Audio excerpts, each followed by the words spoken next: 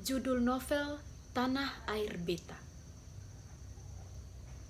Sebuah jalan tampak penuh oleh ribuan barisan orang-orang yang akan mengungsi. Tampak juga tentara yang berjaga-jaga, memperhatikan orang-orang itu berjalan dengan membawa tumpukan barang-barang di dalam gerobak, di kendaraan, atau dipangkul sambil menggandeng tangan anak-anak mereka, membawa bingkai foto-foto keluarga serta binatang peliharaan mereka. Wajah-wajah mereka terlihat lelah, takut, dan mulut mereka tidak mampu mengucapkan apa-apa. Mereka hanya terus berjalan mengikuti sesama pengungsi dan sanak saudara. Jalan yang begitu ramai, tempuh masih terasa jauh. Bendera merah putih terlintas di atas sebuah mobil berkibar. Tertiup angin kemerau. Panas matahari menghangat luar biasa. Hampir tak ada tempat untuk berteduh, kecuali sebatang pohon besar. Dalam panas tak tertahan seperti itu, beribu-ribu orang pengungsi eks-Timor Timur berjalan penuh kepedihan dan kesedihan dari kampung halaman masing-masing.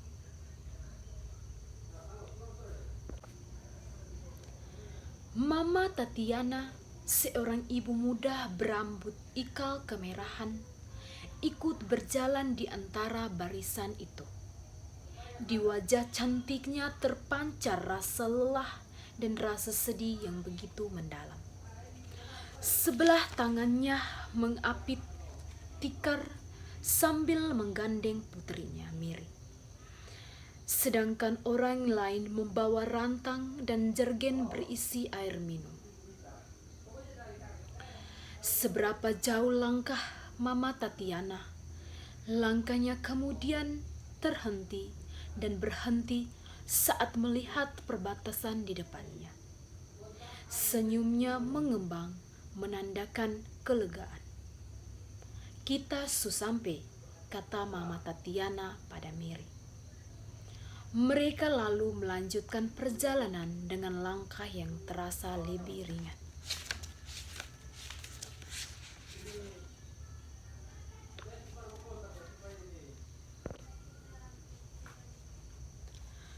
Ko Ipin, pedagang Cina dan pemilik toko berusia 40 tahun, sibuk mengatur anak buahnya menurunkan barang-barang dagangan dari mobil di depan tokonya, sementara Ci Iren istrinya sedang melayani seorang pembeli. Ci Iren dan Ko Ipin selalu melihat keadaan ketika membuka toko.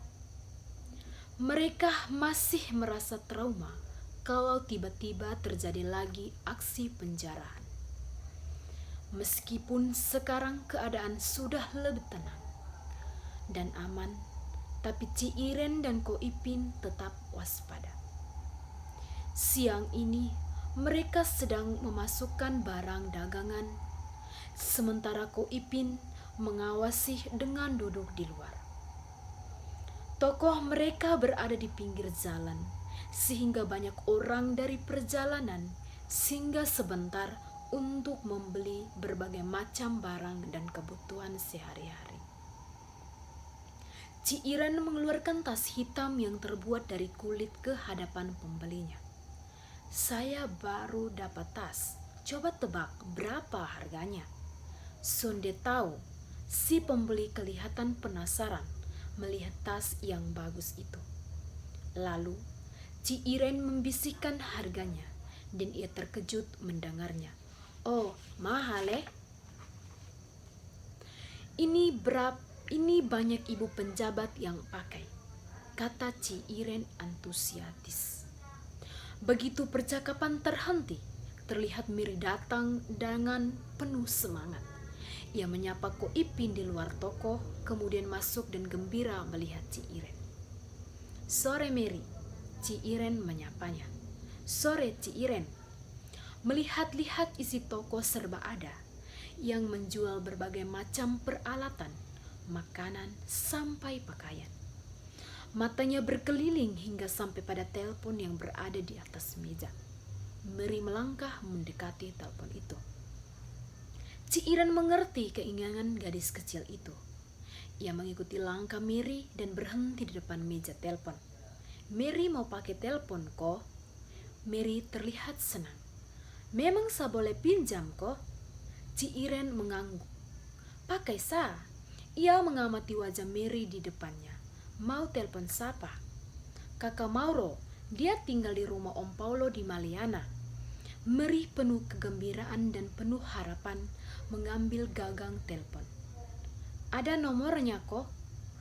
Ci Iren terus mengamati wajah gadis di depannya. Mary menggelang lemas. Ia kembali menaruh gagangan telepon. Om Paulo tidak punya telepon, tapi mungkin Ci Iren punya kenalan yang tinggal dekat Om Paulo pun rumah. Punya kenalan juga sonde ada guna Mary. Sampai sekarang komunikasi dengan Timor Leste masih tak putus. Ci Iren tersenyum memberikan pengertian. Lantas bagaimana saya bisa hubungi kakak Mauro? Mary kelihatan kecewa dan sedih. Ia menatap Ci Iren berharap bisa mendapat bantuan.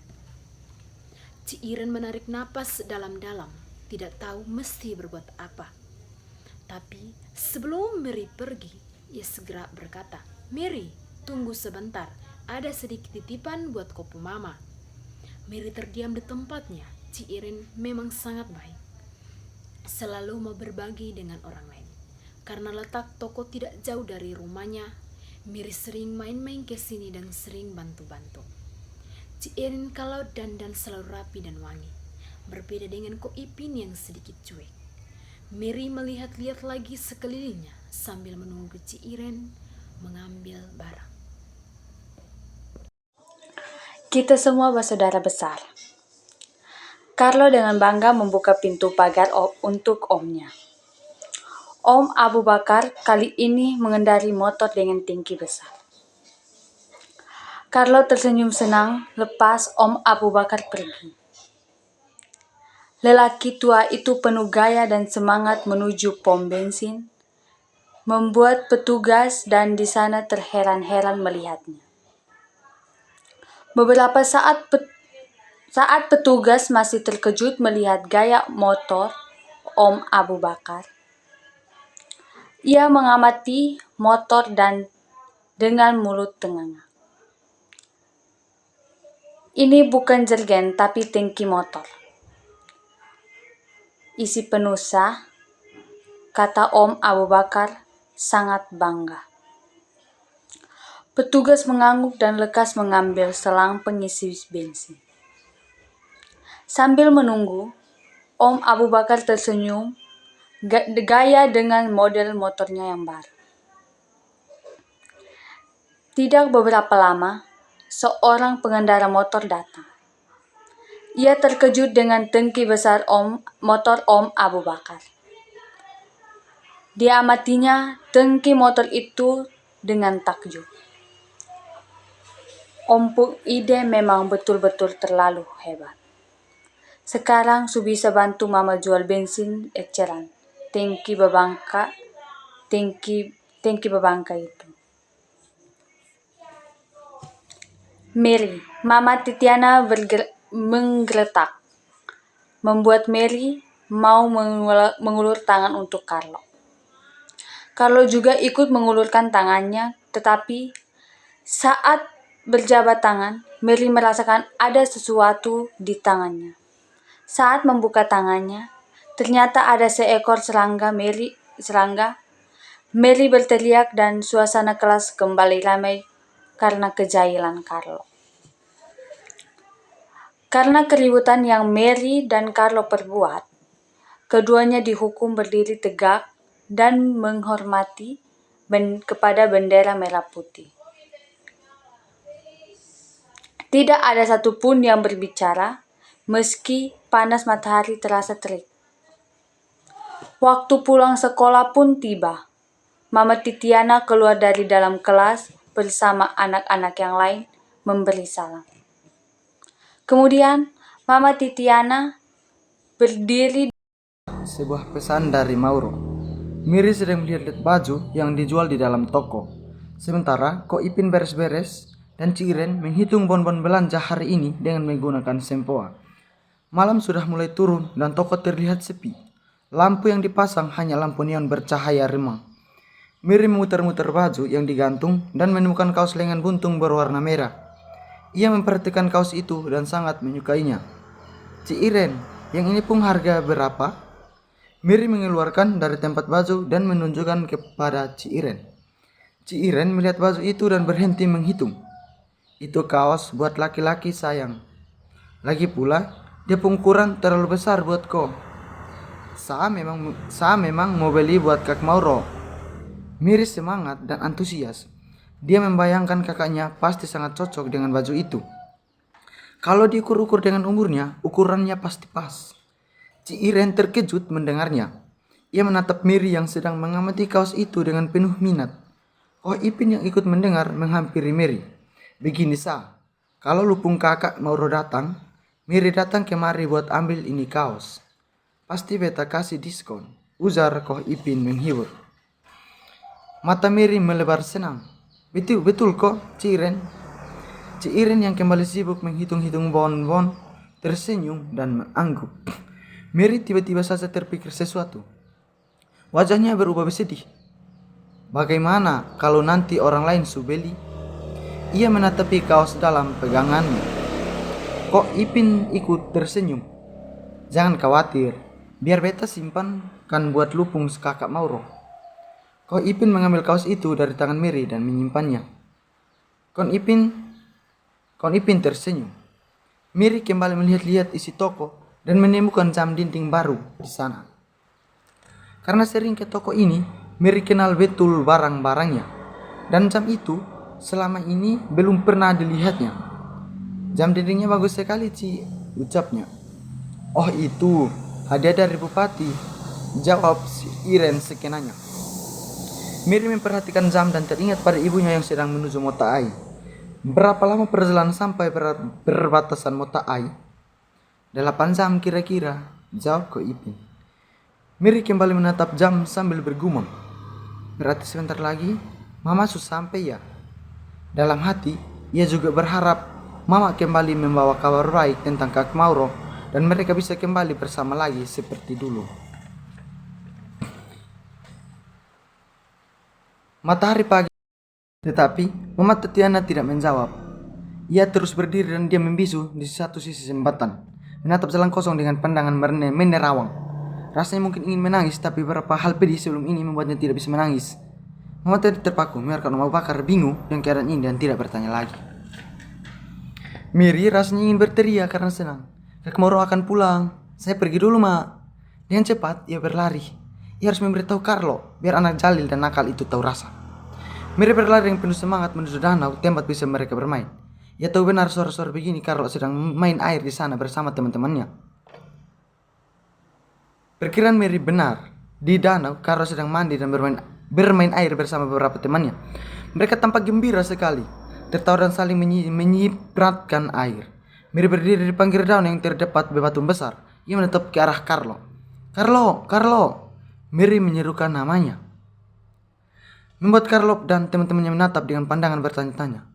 Sapung kakak Mauro mau datang. Biar kamu tahu rasa kok. Kok tidak bisa ganggu saya lagi. Karena merasa tidak mau kalah terlebih di depan teman-temannya. Kapan dia datang? Sudah dekat. Mungkin 2-3 hari ini. Miri merasa kemarahan dan kekesalannya kepada Carlo terluapkan. Omong kosong. Carlo tidak percaya. Ia menebak. Ini hanya gertakan Miri si anak cengeng saja. Tapi cengeng tetap saja cengeng dan penakut. Dasar Miri. Tunggu saya nanti. Miri berkata dengan penuh kemenangan. Pasti si Carlo kalah telak, pikirnya kali ini. Ia berbalik bergerak menjauh meninggalkan Carlo dan teman-temannya. Mendengar kata-kata terakhir Miri, Carlo cukup tercengang. Diam terdiam sampai tidak merasa kalau teman-temannya memandanginya. Carlo balik menatap teman-temannya dan marah. Ia tidak suka ditonton seperti orang bodoh. Kenapa lihat saya seperti itu? Kalian pikir saya takut dengan Miri pun kakak? Carlo tidak ingin memperlihatkan kegusarannya dan menyipratkan air ke arah teman-temannya. Ia benar-benar kesal karena merasa diremehkan. Memangnya seperti apa si Mary punya kakak? Setengah berteriak ia berkata, saya tidak takut memang. Mereka kembali bermain air. Carlo mencoba melupakan kata-kata Mary dan menganggap semuanya angin lalu. Bab 5, harmonika kesayangan Mauro. Om Abu Bakar mengendarai motor memasuki pom bensin. Kali ini dia datang dengan sedikit berbangga hati karena ia sudah bisa membaca sehingga tidak akan diledek oleh petugas pom bensin yang sok galak itu. Dengan ilmu yang sudah dimilikinya, ia mencoba membaca tulisan di dinding. Tapi kali ini ia salah duga. Tulisan itu susah sekali dimengerti sampai ia berpikir bahasa apa sih itu? No. Ia mencoba mengeja berulang-ulang. Keningnya mengernyit, sulit menangkap apa maksudnya. Lalu, ketika petugas pom bensin datang, ia bertanya, dia pung tulisan itu apa? Petugas melihat sebentar ke arah tulisan itu sambil menaruh selang pengisi bensin no smoking. Om Abu Bakar semakin mengernyitkan alis, bingung. Baru pernah dia mendengar bahasa seperti itu. Dia pun arti apa? Dilarang merokok, jawab petugas santai. Om Abu Bakar makin bingung. Bahasa mana itu? Aneh-aneh saja bikin bingung bacanya. Ia menatap si petugas. Kenapa tidak ditulis saja dilarang merokok? Biar orang luar negeri juga tahu toh. Si petugas masih menjawab santai. Buat apa orang luar negeri jauh-jauh datang beli bensin ke sini? Om Abu Bakar rasanya bertambah bingung.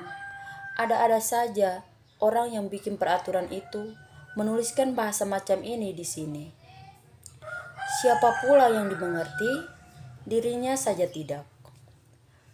Pembicaraan mereka berhenti ketika beberapa pemuda mengendarai motor mereka masuk ke pom bensin. Suara derunya terdengar keras sekali, seperti ingin menunjukkan kedatangan mereka. Om Abu Bakar melihat dengan wajah terkejut. Benar-benar luar biasa. Tangki-tangki motor itu sekarang semua besar-besar. Pemuda-pemuda itu menatap bangga ke arah petugas yang ikut terbengung-bengung, menatap perubahan di motor-motor mereka itu. Ompung ide betul-betul terlalu hebat. Sekarang saya bisa bantu mama jual bensin eceran, kata Mance, salah seorang pemuda sambil menyentuh motornya penuh rasa percaya diri. Om Abu Bakar tersenyum, ikut senang dan merasa pintar. Ternyata dirinya bisa juga berguna untuk orang lain. Petugas tampak masih bingung setelah mengisi motor Abu Bakar, sementara pemuda-pemuda itu mulai tak sabar. Hei cepat, isi kasih penuh. Sargas Mence dengan cepat. Mary memakaikan kaos kesayangan Kak Mauro di bantalnya. Suasana malam di kamar sangat sederhana dengan tempat tidur berkelambu itu begitu sepi, penuh dengan rasa bahagia. Rumah yang ditinggal Mary dan ibunya memang sangat sederhana, terbuat dari pohon nau yang terlihat seperti jejeran bambu. Peralatannya semua serba apa adanya, bahkan tidak ada listrik, tapi disinilah Mary tinggal bersama mamanya. Dan tidak lama lagi mereka di danau itu, Mary melihat Carlo sedang bermain kapal-kapalan yang terbuat dari kayu dan dilayarkan di danau. Perahu itu berjalan mengikuti riak air begitu pelan. Mary duduk tidak jauh dari Carlo, memperhatikan gerak-gerik anak lelaki itu. Meskipun jahil, kalau dipandang sekarang kasihan juga. Carlo kan sudah tidak punya siapa-siapa lagi. Carlo, saya ada mau tanya sesuatu. Mary tampak ragu. Ia khawatir pertanyaannya akan membuat Carlo semakin sedih. Carlo menghentikan permainannya sejenak dan menatap Mary. Mau tanya apa, Mary? Waktu itu, kopu mama ada sakit apa? Mary membalas tatapan Carlo serius. Dalam hati, ia berdoa, semoga bukan seperti mama. Ia benar-benar khawatir kalau terjadi sesuatu pada ibunya, juga takut hidup sendirian seperti Carlo. Carlo menarik napas pelan, mencoba mengusir rasa sedihnya mengingat kematian ibunya. Mana setahu, cuma batuk-batuk. Terus batuknya keluar darah. Dia pun badan panas. Habis itu, ya sudah. Cara bicaranya seakan tidak peduli, tapi dapat terdengar dari nadanya, Carlo sebetulnya sangat kehilangan. Dan jantung Mary berdegup kencang. Sekarang, ia benar-benar merasa takut. Di kepalanya terus terbayang bagaimana Mama Titiana terbatuk-batuk. Sungguh, ia tidak mau kehilangan Mama. Ia tidak mau Mama sakit. Mary termenung di tempatnya. Memang ada apa, Mary? Carlo ikut penasaran juga melihat wajah temannya terlihat sedih. Mary menggeleng lemah. Ia tidak mau menceritakannya pada Carlo.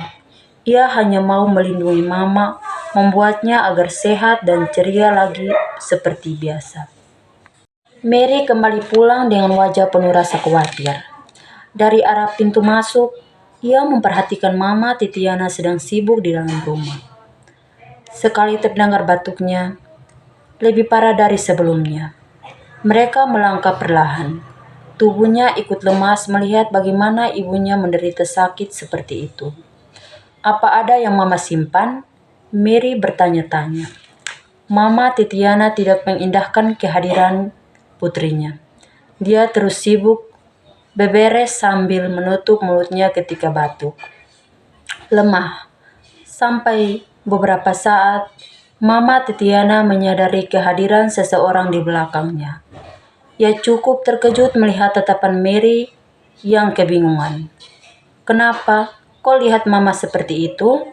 Ujar Mama Titiana bingung dengan sorot yang dipancarkan mata Mary. Ia tidak boleh membuat Mary khawatir. Seburuk apapun keadaan, biarlah hanya dia yang tahu. Mary menahan tangisnya. Air matanya seperti tersumbat di tenggorokan. Mama ada sakit kok? Mama Titiana tahu akan mendengar pertanyaan ini dari putrinya. Ia meraih tangan Mary digenggamnya. Mama tidak apa-apa kok. Mama Titiana tersenyum sambil mengusap lengan Mary. Mary tidak percaya. Di tatapannya sang mama lekat-lekat. Tapi Mama seperti pucat sekali. Ia benar-benar sedih dan takut. Ya, Mary takut kalau Tuhan mengambil Mama seperti Tuhan mengambil mamanya Carlo. Dia akan tinggal bersama siapa kalau Mama tidak ada dan Kak Mauro tidak kembali? Matanya memanas. Mama Titiana mengusap rambut Mary. Mama baik-baik sa, Mary. Ayo cuci tangan dulu. Senyumnya menenangkan dan penuh kasih sayang. Apa yang terjadi pada ibunya karena setiap ditanya selalu menjawab tidak ada apa-apa. Keadaan Mama membuat Mary semakin khawatir saja. Biasanya Mama tidak pernah batuk-batuk sampai seperti ini. Mary duduk di atas bebatuan di pinggir danau, menatap kejauhan sambil memainkan harmonikanya. Dia merasa kesepian sekali. Dari dulu, hidupnya memang sepi sejak Papa tidak pernah kembali, tapi sekarang terasa semakin sepi. Apalagi tidak ada Kak Mauro, tidak ada yang bisa diajaknya bermain dan berbagi. Mama tidak pernah memberitahu apa sebenarnya pesan dari Kak Mauro. Apa Kak Mauro baik-baik saja di Maliana? Atau sebenarnya Kak Mauro sakit? Mary membayangkan hal-hal indah bersama Kak Mauro sambil terus memainkan lagu Kasih Ibu dengan harmonikanya. Pinjam harmonika dok, ujar Carlo yang datang dari arah bukit. Mary menghela napas kesal. Kenapa sih anak jahil ini harus mengganggunya terus? Wajahnya cemberut menahan marah. Tidak boleh. Carlo terus memasang muka merajuk, tetapi dengan tatapan jahil yang sangat menyebalkan. Pinjam dong. Saya bilang tidak boleh, masih paksa lagi. Mary jadi benar-benar marah. Enak saja si Carlo mau meminjam harmonika kesayangan Kak Mauro. Tidak akan diizinkannya. Tidak akan pernah, awas saja. Kikir mati, pinjam sebentar dong. Carlo tetap merajuk, hingga memutuskan untuk merebut paksa harmonika itu dari tangan Mary. Ia menarik harmonika yang begitu kuat dipegang Mary. Mereka saling merebut pinjam dong. Mary menggeleng sambil berusaha mempertahankan harmonika dalam pegangannya. Kenapa sih Carlo suka jahil dan membuat kesal orang seperti ini? Pikir Mary. Kalau sudah tidak dikasih, kenapa masih memaksa meminjam? Mary memegang erat-erat harmonika itu. Tidak boleh, tidak boleh. Mary setengah mati berteriak, berusaha terus mempertahankan harmonikanya. Namun sayangnya tenaga Carlo lebih kuat sehingga harmonika lepas dari genggaman dan terlempar jatuh ke danau. Keduanya terdiam, tertegun menatap jatuhnya harmonika itu. Jahat, jahat sekali kok Carlo, pikir Mary kesal. Matanya memanas karena menahan tangis. Di mana lagi ia boleh dapatkan harmonika Kak Mauro? Mary mengetakkan kakinya karena luar biasa kesal. Salah sendiri, saya pinjam tidak boleh. Carlo merasa tidak bersalah. Ia malah ikut memandang Mary dengan pandangan menyudutkan. Itu harmonika milik Kak Mauro. Saju bisa beli cuma harmonika. Saju bisa beli kalau cuma harmonika. Kalau bisa beli kenapa tidak beli? Pinjam tidak kasih, paksa, nakal, jahat. Mulai sekarang saya tidak mau bicara dengan kau lagi, Carlo. Anggap kita tidak saling kenal. Saya benci dengan kau, Carlo. Mary kemudian berlari dengan mata berkaca-kaca meninggalkan danau dan Carlo di sana. Carlo tertegun memandang kepergian Mary. Ia merasa sangat bersalah dan merasa sangat keterlaluan sampai membuat Mary sedih. Pasti Mary sangat merindukan Kak Mauro, tapi sekarang harmonikanya sudah tidak ada lagi. Dalam hati, ia bertekad untuk mengembalikan harmonika Mary, setidaknya untuk membuat senang Mary. Mary sudah bisa mendengar batuk mama dari pintu masuk rumah. Semakin hari badannya semakin lemah saja. Bahkan raut wajah mama Tatiana sudah mulai tampak pucat. Raut wajah Mary berubah khawatir.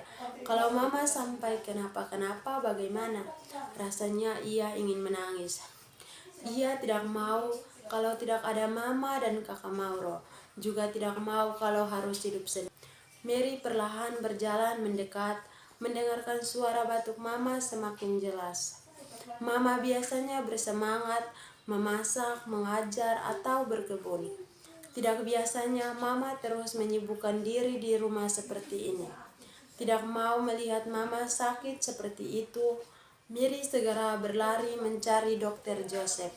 Jantungnya berdebar kencang dan darahnya berdesir cepat. Mama harus sembuh. Dokter Joseph harus segera menolongnya. Ia tidak mau mama bernasib sama dengan mamanya Carlo. Sebenarnya mama sakit apa? Tanya hati Mary seraya berlari melintasi rumah-rumah warga. Mata mereka melihat Mary dengan pandangan bertanya-tanya. Mary tak sempat lagi menyapa mereka karena tak ingin terlambat memanggil dokter untuk menolong mama. Apa mama sakit karena pesan yang didengar Kak Mauro? Apa isi sama menyuapi mama? Mary senang sekali. Kapan ya Kak Mauro kembali?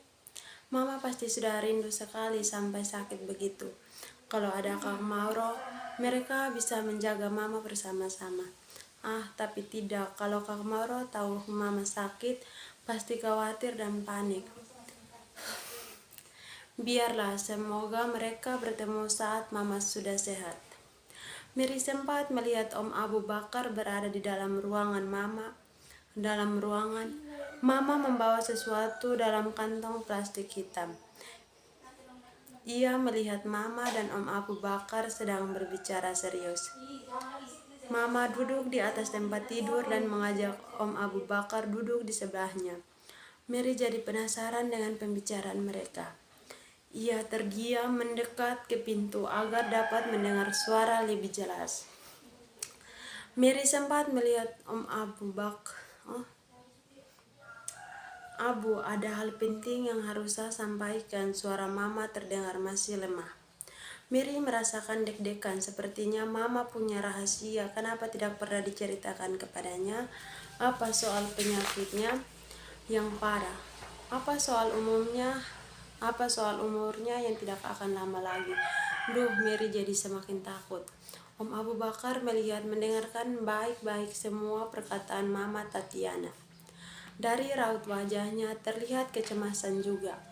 Mama menghela napas pelan lalu berkata, waktu kita ke Mota Ain, relawan menjelaskan kalau mereka suka ketemu Dek Mauro. Mauro ada titip pesan. Suaranya semakin pelan menahan kesedihannya.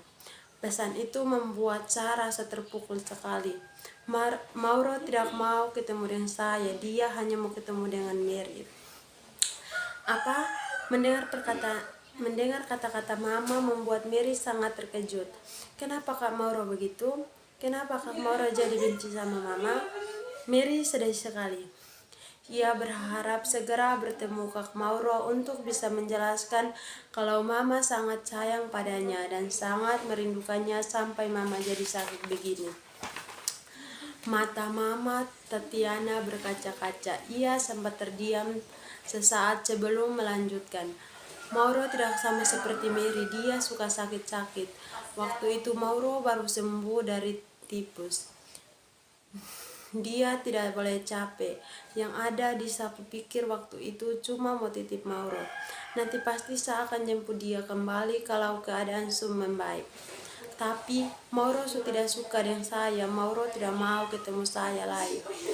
Mama tersenyum pahit, menahan kesedihannya. Paling tidak dia masih mau ketemu dengan Mary.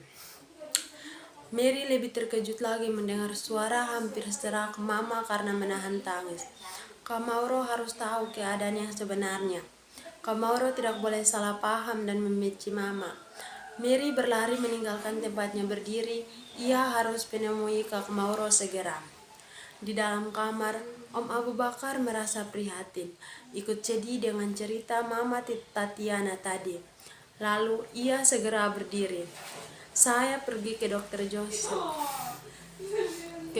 Joseph dulu ya. Om Abu Bakar mencoba menghindar, tidak mampu menahan kesedihan Mama Tatiana itu. Masih ada kesempatan, masih ada waktu. Mary berlari menuju rumahnya. Kak Mauro harus tahu bagaimana sedihnya Mama mendengar pesannya yang tidak mau bertemu lagi dengan Mama. Mary ingin berkumpul bersama lagi dan ingin Kak Mauro tahu kalau Mama sangat menyayangi Kak Mauro. Langkahnya Mary meleset cepat. Ia tidak mau memberitahu Mama kalau akan pergi ke Mota Ain. Karena pasti Mama tidak akan setuju. Ia akan pergi sendiri. Mary berpikir dia juga punya tabungan, mungkin cukup untuk perjalanan ke Mota Ain. Pantas saja Mama mengatakan belum tahu kapan Kak Mauro akan kembali. Dan sejak saat itu raut wajah Mama sering terlihat sedih. Kalau Kak Mauro tidak terdengar yang sebenarnya, pasti tidak akan pulang. Dan sakit Mama pasti tidak akan sembuh. Sesampainya di rumah, Mary langsung menuju ke kamarnya. Ia memasukkan baju seadanya di dalam tas jahit putih. Diambilnya celengan berbentuk kendi dari tanah liat. Dengan kekuatan segenap hati dipecahkannya kendi itu. Isinya tak seberapa, tapi segera dimasukkannya ke dalam tas. Tak lupa dimasukkannya foto keluarga yang terpajang di sana. Juga kaos Kak Mauro yang masih disimpan Mama sampai sekarang. Kak Mauro, kita harus bertemu, kata Mary menatap. Semangat Mary luar biasa menggebu. Ia ingin keluarganya berkumpul. Ia ingin Kak Mauro kembali. Ingin mamanya bahagia dan tidak sakit lagi. Permisi dokter, Om Abu Bakar menyapa dokter Joseph yang sedang sibuk di mejanya. Perasaan Om Abu Bakar jadi serba salah juga kalau mengingat bagaimana raut wajah Mama Tatiana tadi. Dokter Joseph mengangkat wajahnya dan tersenyum. Masuk Om Abu. Ia mengeluarkan sebuah amplop besar coklat berisi hasil ronsen sambil berdiri. Membiarkan Om Abu Bakar mendekat. Dari hasil periksa darah dan ronsen tidak ada masalah. Panasnya juga sudah turun. Jadi tidak perlu dirawat, cukup berobat jalan saja. Om Abu Bakar menghela napas lega mendengar ucapan Dokter Joseph. Jadi Tatiana sudah bisa pulang, dokter? Dokter Joseph tersenyum agar Om Abu Bakar tidak terlalu tegang. Iya, tapi harus benar-benar istirahat. Ia memberikan resep dan amplop besar itu ke Om Abu Bakar. Ini ada resep kau tebus di apotik. Biar saya yang antar Tatiana pulang. Om Abu Bakar mengangguk. Hatinya cukup lega mendengar tidak ada sakit yang serius dengan Mama Tatiana, tapi dia tetap cemas dengan cerita tentang Kak Mauro. Apa Mama Tatiana akan baik-baik saja? Ketika pulang nanti, dia menghadapi kenyataan anaknya tidak mau bertemu lagi dengannya. Sambil berpikir, Om Abu Bakar meninggalkan ruang Dokter Joseph. Untuk kebahagiaan Mama. Ko Ipin sedang mengatur barang-barang dagangan di tokonya. Sementara Ci Iren sedang menghitung bonbon belanjaan sambil mengunyah kacang ketika Mary melangkah agak tergesa menuju toko dengan membawa tasnya. Wajahnya masih terlihat gusar karena tidak sabar untuk bertemu Kak Mauro. Ia menatap seisi toko, kemudian mendekati Ci Iren. Selamat pagi, Ko Ipin. Sapanya pada laki-laki yang sedang sibuk itu. Siang, Mary, balas Ko Ipin. Ci Iren melihat wajah Mary dan ikut cemas juga. Tidak biasanya Mary datang dengan tergesa-gesa seperti ini dan membawa tas pula. Seperti mau pergi jauh. Mary mau kemana bawa tas? Mau ke perbatasan Mata Ain. Mau pergi ketemu Kak Mauro? Mary kelihatan bersemangat sekali. Ci Iren tampak terkejut sendirian sa. Mau singgah di Dokter Joseph dulu di rumah sakit. Tapi saya mau beli kaos yang waktu itu, Ci. Saya sudah bawa uang sekarang. Ko Ipin yang berdiri tidak terlalu jauh dari Mary langsung teringat. Oh, kaos yang buat lupu Kakak Mauro kok. Tunggu sebentar, beta ambilkan. Ia berjalan ke tempat dulu ia menyimpan baju itu. Om Abu Bakar tidak tahu harus bertanya atau berkata apa lagi. Kecemasan sudah memenuhi hatinya. Kenapa tiba-tiba Mary pergi? Kenapa? Apa Mary mendengar tentang Kak Mauro?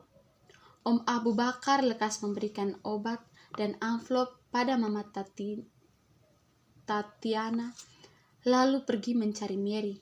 Duh, Mary, jangan buat kopu Mama semakin sakit. Carlo semakin mengitar pasar dan harmonika belum juga didapatkannya. Haduh, kalau tidak dapat, bisa marah betul nanti Mary. Kalau beli baru harganya lebih mahal dan dia benar-benar tidak punya banyak uang. Lalu, cari di mana lagi ya? Kasihan Mary kalau tidak bisa memainkan harmonika lagi. Permainannya lumayan bagus kalau Kak Mauro pulang nanti. Dia jadi bisa belajar lebih banyak. Kalau kata Mama Guru, kita bersaudara besar. Berarti Mary adiknya juga. Carlo juga ingat bahwa Om Abu Bakar kemarin-kemarin sibuk karena guru sakit. Apa itu yang sempat dicemaskan Mary ya?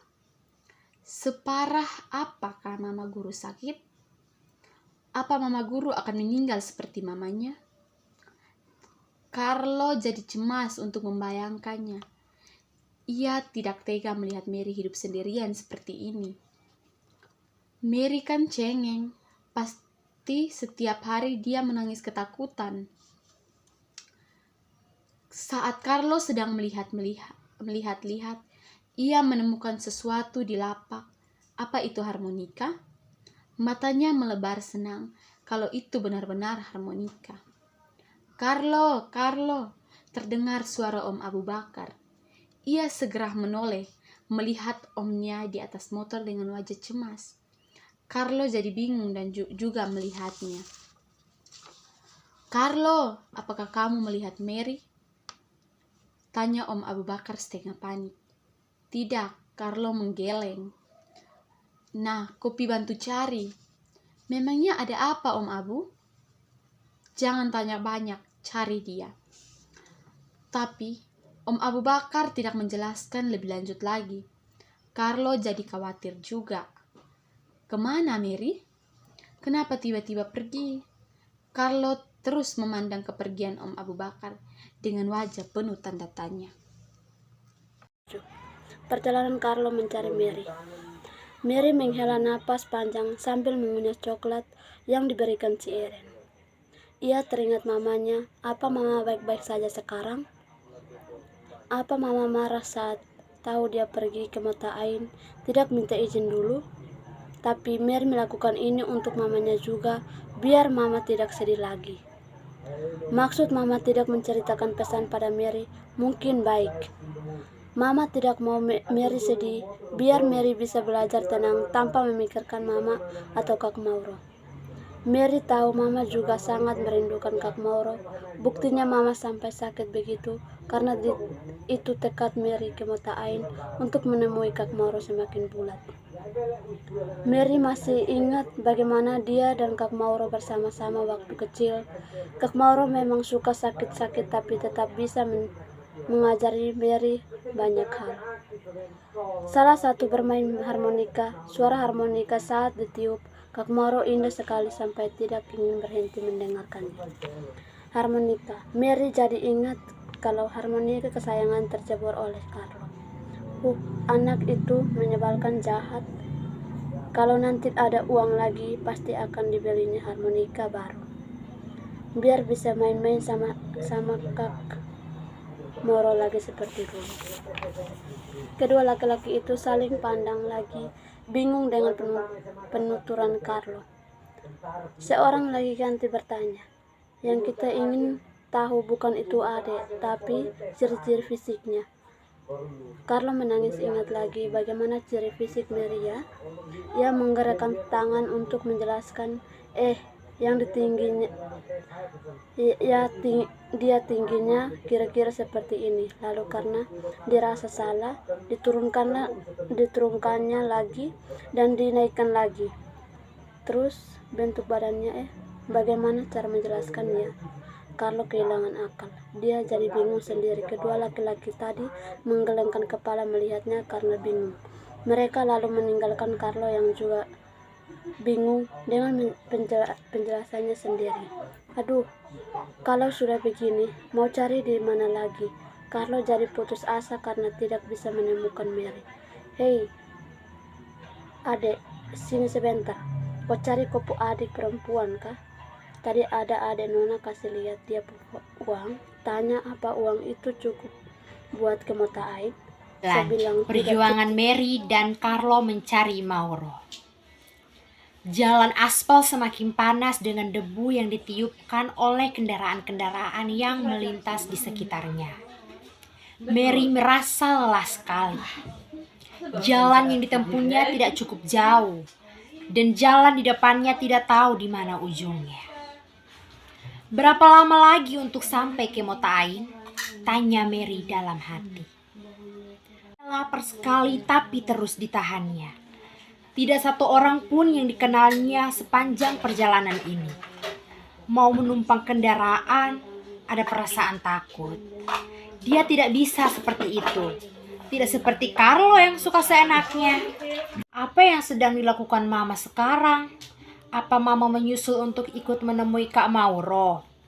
Mary sempat ingin kembali saja ke Kupang. Namun di pikirannya perjalanan sudah sejauh ini ditempuhnya. Kalau ia kembali ke Kupang sama saja percuma. Ia tidak bisa memberitahu Kak Mauro, tidak bisa membawanya pulang untuk main bersama dan berkumpul kembali dengan Mama. Tunggu saya ya Kak. Kaki Mary terus berjalan perlahan. Gerakannya semakin lambat. Tenggorokannya terasa kering sekali. Ia mengambil air minum dari tasnya dan ia kecewa karena air itu tinggal sedikit sekali. Di mana lagi ia harus cari air? Sekitar sini? Rumah-rumah penduduk terlihat jauh dari pandangan mata. Lagi pula, ia tidak akan sanggup memutar arah mencari minum dan uangnya juga sudah tidak ada lagi. Mary meneguk habis isi botol air minumnya. Ia melihat botol yang kosong. Hanya tersisa butiran-butiran di sisi botol. Sekarang benar-benar sudah tidak ada air lagi. Padahal tenggorokannya masih sangat haus. Mary setengah putus asa memasukkan kembali botol itu ke dalam tasnya. Mary terus melanjutkan perjalanan. Semangatnya untuk mempersatukan keluarganya kembali tidak pernah kendur. Mama harus sehat dan harus bisa bertemu kembali dengan Kak Mauro. Mary merasakan badannya lemas. Sangat lemas, tapi dipaksanya untuk terus berjalan. Di sisi lain, Carlo terus berusaha mencari Mary dengan menyusuri padang rumput yang kering dan Sebuah pertemuan indah di jembatan Mata Air. Sebuah truk berjalan membelah perbukitan. Matahari semakin turun, menyisap suasana redup dan sejuk. Truk itu berjalan santai, melewati semak-semak, padang rumput yang luas, juga pemandangan alam yang diciptakan Tuhan begitu indahnya. Awan-awan di atas berderak, seakan mengikuti arah truk meluncur. Dan kehijauan tampak dari jauh. Mary dan Carlo menyambut hari dengan riang di atas truk itu. Tidak ada yang sia-sia karena mereka akan sampai ke Mata Air dan bertemu dengan Kak Mauro. Kambing-kambing yang berada di atas kendaraan mengembek saat Mary asyik memberi makan sambil menyebarkan daun-daun. Karena begitu senang perasaannya. Ia akan bertemu Kak Mauro. Kemudian ia, Mama, akan kembali berkumpul dan bahagia seperti dulu. Meskipun tidak ada papa, dia bisa hidup bersama. Itu sudah lebih dari cukup. Carlo ikut bergembira bersama kambing-kambing itu. Ia menunggangi kambing itu seakan-akan sedang bermain sebagai koboi. Hia. Carlo menggerak-gerakkan punggung kambing. Serasa seperti berada di atas kuda. Perasaannya sekarang lebih lega setelah mendengar tawa Mary dan bisa melihat senyumnya. Mama Tatiana ikut tercenung di tempatnya dengan mata berkaca-kaca. Betapa bahagia hati Mama Tatiana. Senyumnya terlihat penuh haru. Kini keluarga mereka bisa berkumpul lagi. Mereka kembali bersama-sama lagi. Mama Tatiana rasanya ingin sekali memeluk dan mendekap erat Kak Mauro. Putra tercintanya kini telah kembali. Ya, putra yang selama ini selalu dicari-cari, selalu dirindukan dan didoakannya. Matanya terus berkaca-kaca. Matanya. Bendera merah putih berkibar. Apapun keadaannya, anak-anak bangsa akan selalu bersama dalam pangkuan Ibu Pertiwi. Ratusan pengungsi lain terlihat ikut juga bahagia bertemu dengan sanak saudara mereka. Cinta ibu memang tak terhingga sepanjang masa, tanpa berharap kembali dan selalu ada mengisi relung-relung hati. Di sana tempat lahir beta, dibuai dibesarkan bunda.